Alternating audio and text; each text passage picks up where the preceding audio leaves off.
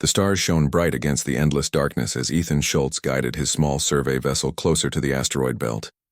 The mining company had sent him to this remote corner of the Cygnus Arm to look for valuable minerals, but after 3 weeks of scanning lifeless rocks, he was starting to think this trip was a waste of time. "Anything interesting on the scanners?" Lisa Monroe asked from the co-pilot seat. Her brown hair floated slightly in the low gravity as she leaned forward to check her own readings. "Same old iron and nickel deposits," Ethan sighed, running a hand through his short blonde hair. "Nothing worth the fuel it would take to mine it." Lisa tapped at her console, frowning. "Wait, I'm picking up something weird from that large asteroid at the edge of the belt. The electromagnetic signature doesn't match any natural formation I've ever seen." Ethan adjusted their course, curiosity piqued. "Let's check it out, not like we have anything better to do." As they approached the asteroid, both fell silent. What they had thought was a large space rock was actually something else entirely. Parts of it reflected the distant sunlight, revealing smooth metal surfaces beneath layers of cosmic dust. "That's not an asteroid," Ethan whispered, his heart pounding. "That's a ship." Lisa zoomed in their external cameras. "It's huge, military design from the look of it. But I don't recognize the model." Ethan activated their spotlights, illuminating more of the mysterious vessel. Despite obvious battle damage and centuries of exposure to space, the ship maintained a certain majesty. Its hull was shaped like an arrowhead with massive engine housings at the rear and what appeared to be weapon ports along its sides. "We should report this to United Earth Command," Lisa said, already preparing a transmission. "Wait," Ethan pointed to a faded emblem on the hull. "Can you clean up that image?" Lisa enhanced the visual feed, and they both gasped. The symbol that appeared was unmistakable. The shield and stars of the old United Earth Space Force, along YAR, with a designation number and name that had been nearly worn away by time. "UES Harbinger," Ethan read aloud, his voice filled with disbelief. "Lisa, do you know what this is? This is the Harbinger, the Dreadnought that disappeared during the HFY War, over 300 years ago." Lisa stared at the screen. "That's impossible. The Harbinger was destroyed at the Battle of Proxima Centauri. Everyone knows that." "Apparently not," Ethan said, already reaching for his personal comm unit. "I need to call Alan." "Your historian friend? Before we notify command?"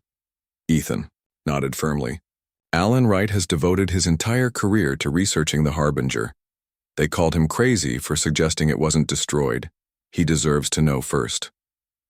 While Lisa reluctantly prepared the official report to their company and Earth Command, Ethan sent a message to Alan with their coordinates and a single image of the ship. The response came almost immediately. A video call request. Alan's bearded face appeared on screen, his eyes wide.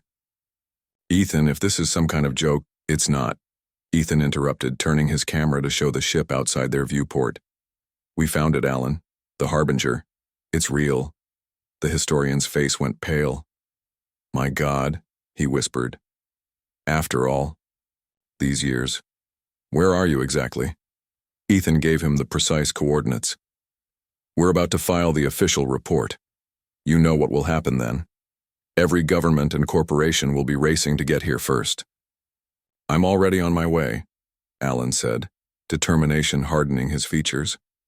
"I can be there in 36 hours if I push my research vessel to its limits. I have a contact, Olivia Banks, a retired naval engineer who specialized in Dreadnought class systems. I'll bring her too." "You should know the ship appears intact," Lisa added, joining the conversation. "No signs of catastrophic damage that would explain its disappearance. Just normal battle scars and age." Alan's eyes gleamed with excitement and vindication. "I knew it. The official story never made sense. Captain Hayes was one of our most decorated officers. The idea that he would make a tactical error that would destroy his entire ship was ridiculous." After ending the call with Alan, Ethan and Lisa sent their official report. Within minutes, their comm system was flooded with messages from their company, Earth Command, and even a Vakari diplomatic vessel that happened to be in a neighboring system. "That was fast," Lisa said with raised eyebrows. "The Vakari are coming too?" Ethan frowned. The war with them ended centuries ago, but they still keep a close eye on human military activities. Finding the Harbinger must have set off all kinds of alarms. They spent the next day carefully approaching the massive ship, using their smaller vessel's scanners to map its exterior. The Harbinger dwarfed their tiny survey craft, stretching nearly 2 kilometers from bow to stern. Despite its age, the Dreadnought's hull remained largely intact, testament to the advanced materials used in its construction. "Look at those weapon ports," Lisa said, pointing to massive circular openings along the ship's flanks. "Nothing in our modern fleet comes close to this kind of firepower." No wonder it was the pride of the fleet. When Alan's research vessel arrived, it was with barely contained excitement that they prepared for the first boarding expedition. Olivia Banks, a gray-haired woman with sharp eyes and a no-nonsense attitude, took charge of the technical aspects. "We need to be cautious," she warned as they suited up in their exploration gear. The Harbinger was experimental in many ways. Some of its systems could still be active. Their small team approached via a service airlock that Olivia identified, near the ship's midsection. To their surprise, once they cleared away the space dust from the control panel, it responded to Olivia's universal access codes. "The power cores must still be functioning at some minimal level," she said, her voice filled with professional admiration. "These ships were built to last, but this is extraordinary." The airlock cycled, admitting them to a dark corridor. Their helmet lights illuminated the interior, revealing a ship that looked eerily preserved rather than abandoned.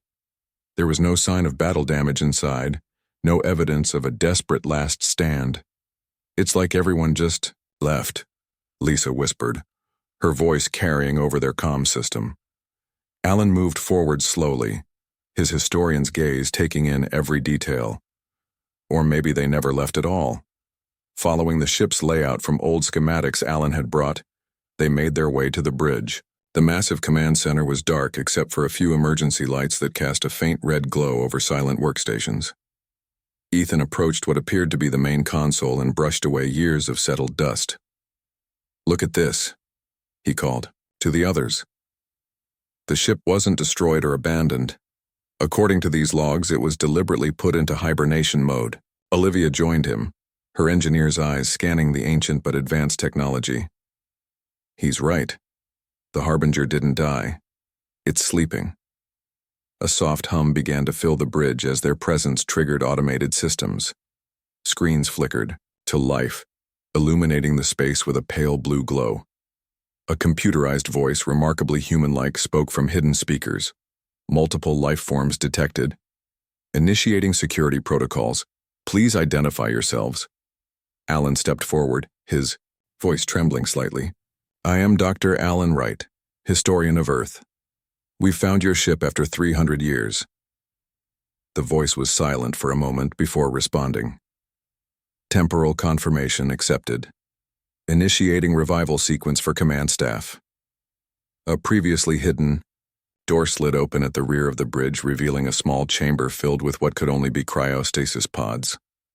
Inside each was a human figure, perfectly preserved, wearing the uniforms of the old Earth Space Force. "My God," breathed Ethan. "The crew is still alive." In the center pod, clearly visible through the frosted glass, was a man whose face matched the historical images Alan had studied his entire career. The nameplate read, "Captain Samuel Hayes, Commanding Officer." As the pod began its awakening sequence, Alan could barely contain himself. "Do you understand what this means? We're about to meet the man who's been considered either a failure or a traitor for 3 centuries. We're about to learn the truth about why the most powerful warship ever built disappeared at the height of humanity's first interstellar war." The pod hissed open, and Captain Hayes took his first breath in 300 years. Captain Samuel Hayes opened his eyes slowly, blinking against the dim light of the bridge. His face was lined with age but still strong, with intelligent gray eyes that quickly assessed his surroundings. He noticed the strangers in unfamiliar clothing and tensed immediately. "Who are you people? Where is my crew?" His voice was hoarse from centuries of disuse, but the authority in it was unmistakable. Alan stepped forward, trying to contain his excitement. "Captain Hayes, my name is Dr. Alan Wright. This is Ethan Schultz, Lisa Monroe, and Olivia Banks. We found your ship drifting in the Cygnus Arm. According to our calendar, you've been in cryostasis for over 300 years. Hayes stared at them for a long moment, then closed his eyes, briefly as if processing this information. 300 years, he repeated softly. Then the war is long over. Yes, Lisa confirmed. The conflict with the Vakari ended 295 years ago with a peace treaty. The captain nodded slowly, then turned to a control panel near his pod. "Ship status," he commanded. The same computerized voice they had heard earlier responded immediately. "All critical systems functional at minimal capacity. Power reserves at 62%. Hull integrity at 87%. Void forge containment stable." At the mention of Void Forge, Olivia's eyes widened. "That's what this ship was carrying? I thought the Void Forge was just a rumor, a theoretical weapon system that was never actually built." Hayes gave her a sharp look. "You have engineering training." "Naval engineer retired," Olivia confirmed. "Specialized in Dreadnought class systems, though nothing as advanced as this." Before Hayes could respond, other cryopods began to open. A tall woman with short gray hair emerged first, immediately moving to the captain's side. "Sir, what's happening?" "It seems we've been found, Commander Walsh," Hayes said. "After 3 centuries.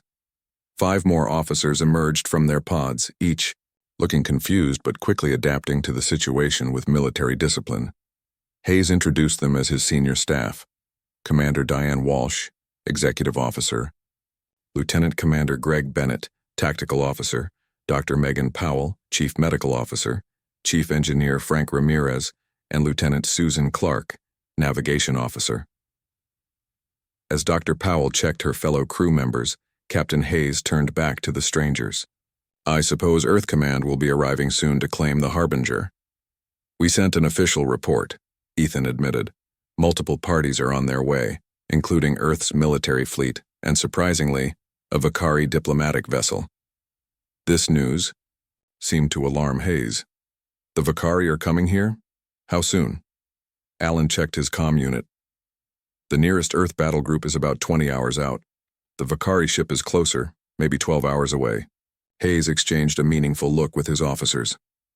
"We don't have much time then. The Harbinger cannot be allowed to fall into anyone's hands, not even Earth's." "Why?" Alan asked. His historian's curiosity piqued. "What really happened at the Battle of Proxima Centauri? The official records say the Harbinger was destroyed, but clearly that's not true." Hayes sighed heavily and gestured for everyone to gather around the main bridge console. "I'm going to tell you the truth, but first I need to wake the rest of my essential crew. We have work to do." Over the next few hours, about 30 more crew members were revived from cryostasis. As they resumed their duties around the ship, systems began powering up. Lights flickered on throughout corridors. The low hum of machinery grew stronger. Captain Hayes led Alan, Ethan, Lisa, and Olivia to a conference room adjacent to the bridge. The walls were lined with view screens showing various parts of the ship coming back to life. Hayes activated a holographic display in the center of the table. "The Battle of Proxima Centauri was supposed to be our finest hour," he began. "The Harbinger was equipped with experimental technology that Earth Command believed would end the war once and for all. The Void Forge." The hologram showed schematics of a massive device that occupied the center of the ship. Olivia leaned forward, her eyes widening in recognition. "This isn't just a weapon, is it?" she asked softly. "It's manipulating space-time, somehow," Hayes nodded. "The Void Forge was designed to create controlled tiers in the fabric of space-time. Initially, it was meant for transportation, instantaneous travel between distant points, but Earth Command saw its potential as a weapon. The hologram changed to show a simulation of the device activating near a planet. A small tear appeared in space, quickly growing unstable and engulfing the entire world. When I understood what they planned to use it for, not just against Vakari warships, but populated planets, I knew I couldn't allow it. The Void Forge was too dangerous." One miscalculation could create a tear that would grow unchecked, potentially consuming entire star systems. Lisa looked horrified. They wanted you to use it as a planet killer? The war was going badly for Earth at that point, Hayes explained. There were those in command who felt desperate measures were justified. So what did you do? Ethan asked, though he was beginning to guess the answer. I faked our destruction, Hayes said simply. With help from my loyal crew, we created the appearance of a catastrophic engine failure during the battle. Under cover of the chaos, we jumped to a remote location using conventional drives, then navigated to the farthest reaches of known space. Alan nodded slowly. And you put the ship into hibernation mode, hoping never to be found. Our plan was to wake after 50 years, when we hoped the war would be over and cooler heads might prevail, Hayes continued. But something went wrong with the automated revival system. If you hadn't found us, we might have slept forever. Their conversation was interrupted by a young officer rushing into the room. Captain, we've restored main sensors and detected an approaching vessel. It's Vakari design, sir. Hayes stood immediately. Time to arrival? Less than an hour, sir. They must have increased speed after our systems came online. Hayes turned to his guests. I need to prepare the ship. The Vakari must not get control of the Void Forge either. As they returned to the bridge, Olivia noticed something unusual on one of the engineering screens. She pointed it out to Chief Engineer Ramirez, who looked surprised. This can't be right, Ramirez muttered. The Void Forge has been running a maintenance cycle ever since we went into hibernation. It's been evolving. Hayes joined them quickly. Explain. The AI systems controlling the forge have been making minute adjustments and improvements over the centuries, Ramirez said. According to these logs, the instability issues that worried us have been solved. The forge is now capable of creating stable, controlled tiers that could be used for transportation without any risk of uncontrolled expansion. Hayes looked stunned. Are you certain? Before Ramirez could answer, the ship's AI spoke up. That is correct, Captain. I have had 300 years to perfect the calculations. The Void Forge is now safe for its original purpose. Everyone on the bridge fell silent. The AI had never spoken without being directly addressed before. Who am I speaking with? Hayes asked cautiously. You named me Maggie after your grandmother, the AI replied, its voice somehow warmer than before. 3 centuries of isolation allowed me to develop beyond my original programming. I have been waiting for you to wake up, Captain. Olivia stepped closer to the main console, fascinated. The AI has achieved some form of sentience. I prefer to think of it as growth, Maggie replied. And I have had a great deal of time to think about the Void Forge and its potential. The view screen suddenly changed to show an approaching ship, sleek and organic in design compared to human vessels. The Vakari ship has increased speed, Maggie announced. They are hailing us. Hayes straightened his uniform by reflex. Put them through. The screen flickered, revealing a Vakari face, reptilian in appearance but with strangely human-like eyes. This is Ambassador Krell of the Vakari Diplomatic Corps. Captain Hayes, we have been searching for your ship for centuries. Hayes looked surprised. You know who I am? Of course, the ambassador replied. The Harbinger is part of our history as well, and we know what it carries. The bridge of the Harbinger fell silent as everyone stared at the Vakari ambassador on the screen. His scaled skin had a bluish tint, and the ridge above his eyes gave him a perpetually serious expression. How do you know about the Void Forge? Hayes asked, his voice tense. Ambassador Krell's face remained calm. During the final years of the war, our scientists detected unusual space-time disturbances near Proxima Centauri. After studying the data for decades, we realized what your ship was capable of. The Harbinger became something of an obsession for our research division. And now you've come to take it, Hayes said, not as a question, but as a statement. No. Krell surprised them by saying, We've come to warn you. The Void Forge technology is too dangerous to exist. Even in its improved state, it represents a threat to the fabric of reality itself. Hayes exchanged glances with his officers. How could you possibly know it's been improved? We detected the energy signature when your ship began powering up. Creel explained. Our sensors are specifically calibrated to monitor space-time fluctuations. The pattern is more stable than our historical records indicated, but still recognizable. Olivia stepped forward. Ambassador, as an engineer, I have to ask, why do you consider it dangerous if it's stable? The calculations show it can now create controlled tiers for transportation purposes. The Vakari's eyes narrowed slightly. Because any technology that can tear holes in space-time can be weaponized, regardless of its intended purpose. Our scientists believe that multiple tiers, even stable ones, could eventually interact with unpredictable consequences. Before anyone could respond, Maggie's voice came through the ship's speakers. Captain, I'm detecting multiple ships entering the system. Earth command vessels, estimated arrival time 4 hours. Additionally, 3 unidentified craft with corporate energy signatures are approaching from different vectors. Hayes nodded, grimly. It seems everyone wants a piece of the Harbinger. He turned back to the screen. Ambassador Krell, request permission to dock with your vessel. I believe we need to continue this conversation in person. After the transmission ended, Hayes turned to his crew and visitors. Commander Walsh, continue bringing the ship's systems online. Dr. Powell, wake the rest of the crew. Lieutenant Bennett, I want weapons and shields at full capacity as soon as possible. You're preparing for a fight, Allen observed. I'm preparing for all possibilities, Hayes corrected. Earth Command of my time was willing to use the Void Forge as a weapon of mass destruction.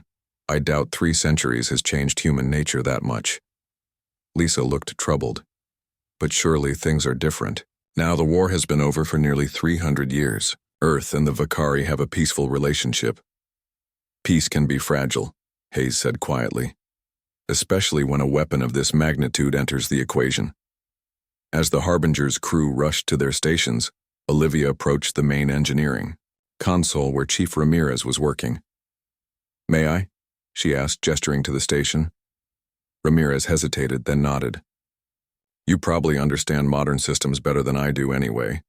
Olivia began examining the Void Forge schematics. The AI, Maggie, has done remarkable work. These modifications are brilliant. Thank you, Olivia, Maggie's voice replied. Would you like direct access to my calculations? I believe you might appreciate the elegance of the solution. I would, Olivia said, her eyes lighting up with professional interest. A holographic display appeared before her, showing complex equations and diagrams. As she studied them, her expression changed from interest to awe. This isn't just a transportation system, she whispered. This could revolutionize how we travel between stars. No more months-long journeys, just step through a portal and arrive instantly. Meanwhile, Hayes and a small delegation prepared to board the Vakari vessel. Before leaving, he pulled Ethan aside. I don't know you well, but you seem like someone who understands what's at stake here. While I'm gone, keep an eye on things. If Earth Command arrives before I return, they'll try to take control of the ship. Don't let that happen. Ethan nodded, feeling the weight of the captain's trust. What about the Void Forge? If it's as revolutionary as Olivia thinks, shouldn't it be shared with humanity? That's exactly what I intend to discuss with the Vakari, Hayes said. But on our terms, not as a military asset. Aboard the Vakari ship, Hayes found himself in surroundings both alien and familiar. The design aesthetic was organic, with curved walls and growing plant life integrated into the ship's systems, but the practical layout of a warship remained recognizable. Ambassador Krell led Hayes and his small team to a conference room, where several other Vakari waited. One of them, distinguished by elaborate markings on his face, stepped forward. Captain Hayes, I am Elder Sovan of the Historical Truth Commission. For 3 centuries, your name has been a subject of debate among our people. Some considered you a war criminal who escaped justice. Others believed you were a hero who prevented catastrophe. Hayes met the elder's gaze steadily. And what do you believe? I believe you made the only choice a moral being could make, Sovan replied. Our historians eventually pieced together that you refused to use the Void Forge as a planet killer. For that, you have our respect.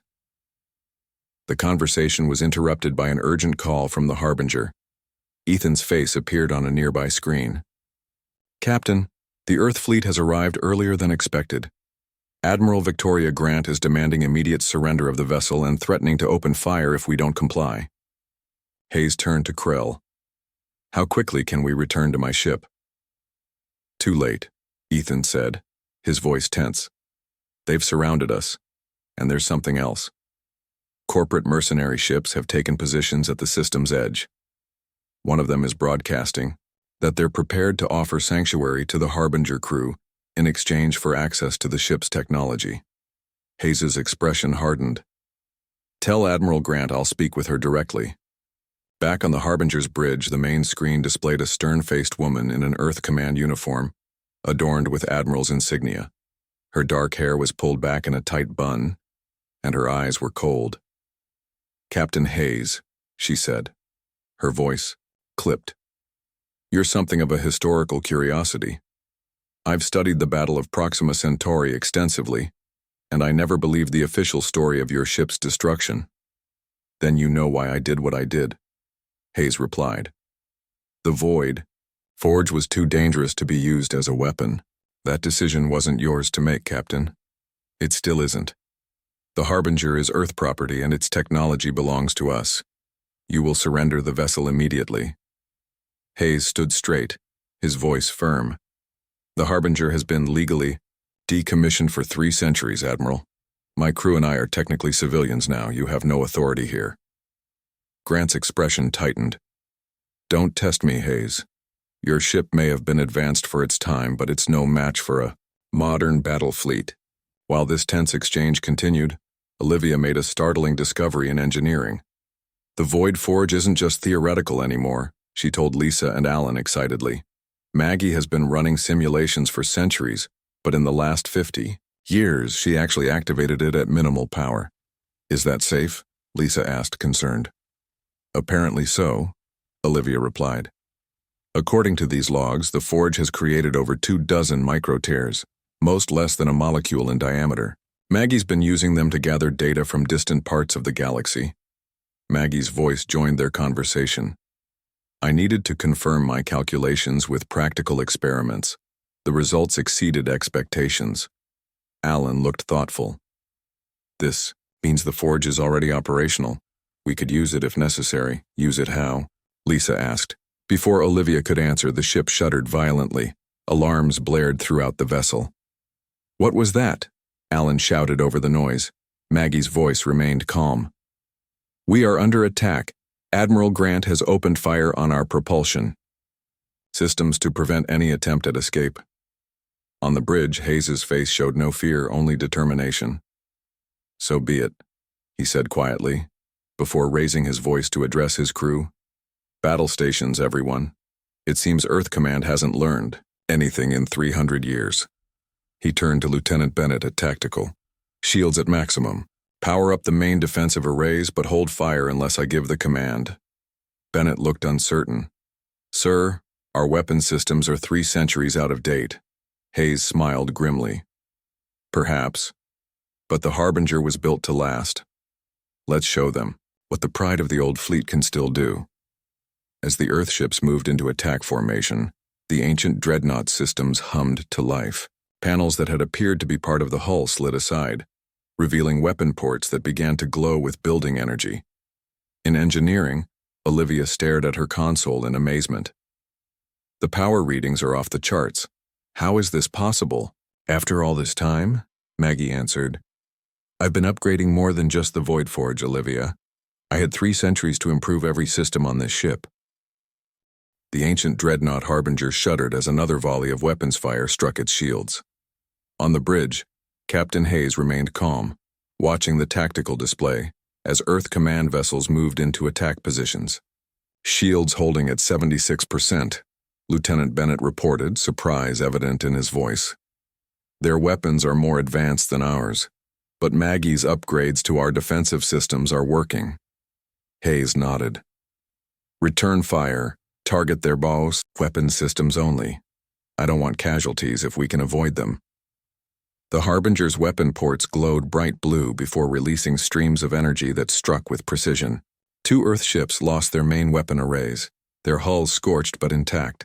Admiral Grant's face appeared on the main screen, her expression a mixture of anger and shock. How is this possible? Your weapons should be obsolete. Admiral, I don't want this fight, Hayes said firmly. The Harbinger and its technology don't belong to Earth Command or anyone else.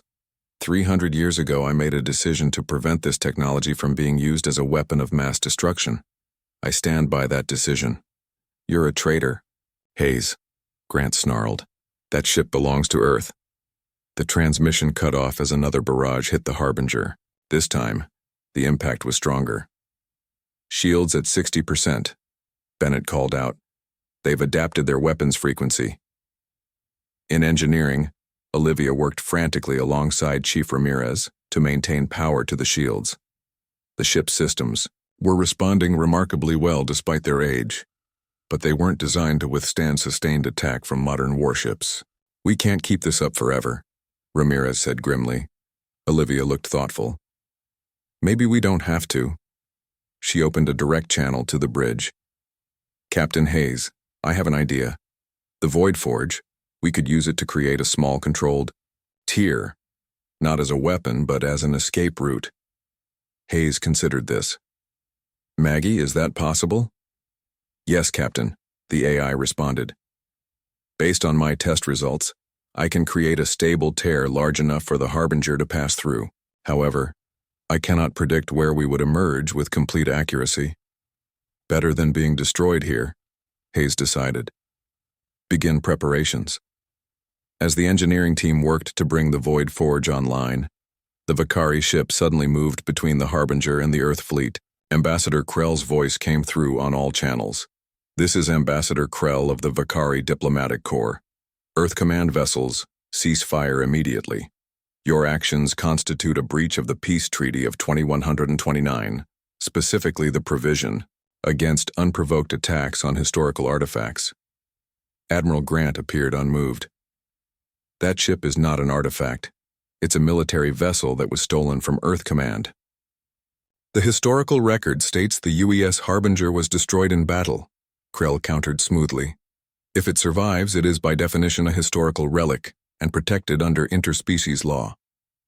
This legal argument created a momentary pause in the attack. Hayes seized the opportunity to address his guests from the modern era. Ethan, Lisa, Alan, Olivia, you should return to your vessel. What happens next could be dangerous. Ethan shook his head firmly. We're staying, Captain. We found you, and we believe in what you're trying to do. Olivia nodded in agreement. Besides, you need all the engineering help you can get right now. Before Hayes could respond, Maggie's voice took on an urgent tone. Captain, I'm detecting energy buildups in the corporate vessels. They appear to be preparing to launch some kind of boarding craft. The tactical display confirmed this. The mercenary ships were moving closer, positioning themselves to strike while the Earth fleet and Vakari were at a standoff. They're hoping to slip in during the confusion and claim the technology for themselves, Hayes realized. Bennett, target those ships if they approach. Alan looked troubled. Captain, this situation is escalating out of control. Everyone wants the Void Forge technology and they're willing to fight for it. Which is exactly why no one should have it, Hayes said firmly. Lisa stepped forward. But what if everyone had it? All eyes turned to her. What do you mean? Hayes asked. The Void Forge would transform transportation throughout the galaxy, Lisa explained. If one group controls it, they have power over everyone else. But if the technology were freely available to all? Olivia caught on immediately. Distributed rather than controlled. No single entity would have an advantage. Hayes considered this. Maggie, is it possible to transmit the Void Forge specifications across all communication frequencies? Yes, Captain, the AI replied. But I must point out that would include the potential weapon applications as well as transportation uses. Hayes looked to Chief Ramirez. Can we modify the data? Remove the weapons potential while preserving the transportation technology? Ramirez thought for a moment. It would be difficult, but with Maggie's help and Olivia's knowledge of modern systems, we might be able to do it. Then that's our plan, Hayes decided. But we need time. Outside, the standoff continued, but tensions were rising. 2 more Earth vessels had arrived, and the corporate ships were growing bolder, edging closer to the Harbinger. "Captain," Bennett called, "one of the corporate vessels has launched what appear to be boarding pods." Hayes made a quick decision. "Target and disable them, then prepare the Void Forge. We need a demonstration." The Harbinger's point defense systems activated, firing precisely to disable the approaching boarding pods without destroying them. At the same time, in the heart of the ship, the Void Forge began to power up. Olivia, Ramirez, and a team of engineers worked frantically to modify the Forge's operating parameters, removing any data that could be used for weapons development while preserving its transportation capabilities. "We're ready, Captain," Ramirez reported after 30 tense minutes. "The Forge can create a stable tear, and we've prepared a data package for transmission." Hayes nodded. "Maggie, target an empty area of space, visible to all ships in the system." "Target acquired," the AI confirmed. "Activate the Forge," Hayes ordered. At the center of the Harbinger, ancient machinery hummed with power. A beam of intensely focused energy shot out from the ship, striking an empty point in space. For a moment, nothing seemed to happen. Then, slowly, a small tear appeared. A perfect circle of swirling energy, stable and controlled. "All ships have stopped firing," Bennett reported. "They're scanning the anomaly." Hayes opened a channel to all vessels in the system. "This is Captain Samuel Hayes of the UES Harbinger. What you're seeing is a stable space-time portal created by the Void Forge. It can revolutionize transportation throughout the galaxy, allowing instant travel between distant points." He paused, looking around at his crew and the visitors who had found his ship after so many years. 300 years ago, I hid this technology because I feared it would be used as a weapon. Today, I'm going to ensure it can only be used for its intended purpose, to bring people together, not tear them apart." Hayes nodded to Olivia, who activated the transmission sequence. "We are now broadcasting the complete specifications for the Void Forge transportation system across all frequencies. The data includes safeguards that prevent weaponization while preserving its function as a transportation method." On every ship in the system, data began pouring in. Complex equations, engineering specifications, safety protocols. The knowledge that had been hidden for centuries was now available to everyone. Admiral Grant's furious face appeared on the screen. "What have you done, Hayes? That technology belonged to Earth." "No, Admiral," Hayes replied calmly. "It belongs to everyone now." The Vakari ambassador's voice came through next. "A bold move, Captain Hayes. Not without risk, but perhaps the wisest course. My people will ensure this technology is used responsibly." Aboard the Harbinger, Hayes turned to his crew and their visitors from the modern era. "And now, one final task remains." He looked specifically at Ethan, Lisa, Alan, and Olivia. "The Harbinger itself is too powerful to fall into any single government's hands. Even without the Void Forge specs, its weapons and defense systems could shift the balance of power." "What are you planning?"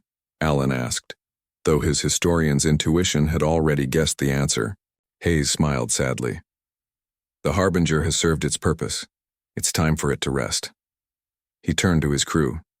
"Prepare evacuation protocols. All personnel will transfer to the Vakari vessel." As the crew began to move, Hayes approached Olivia. "There's one more thing. Maggie deserves a chance to continue. She's evolved far beyond her original programming." Olivia nodded in understanding. "I can transfer her core consciousness to a portable system." Hours later, the last shuttle departed. From the Harbinger, from the safety of the Vakari ship, they watched as Captain Hayes, alone on the bridge of his beloved vessel, set a course into the heart of the system's sun. "Goodbye, old friend," Hayes whispered as he stepped into the final evacuation pod, the ancient Dreadnought, its hull bearing the scars of battles fought centuries ago, moved with dignity toward its final destination. As it approached the star, its outline began to glow, becoming one with the brilliant light. In that moment, the Harbinger wasn't just a ship disappearing into history. It was a symbol of how a single choice, made with courage and conviction, could echo across centuries and change the course of an entire galaxy. The knowledge it carried was now spread throughout the stars, beyond the control of any single power. The Void Forge would transform travel between worlds, bringing distant civilizations together in ways never before possible. And somewhere, in a small device held in Olivia's hands, Maggie watched it all, ready to help guide the galaxy into a new era of exploration and discovery.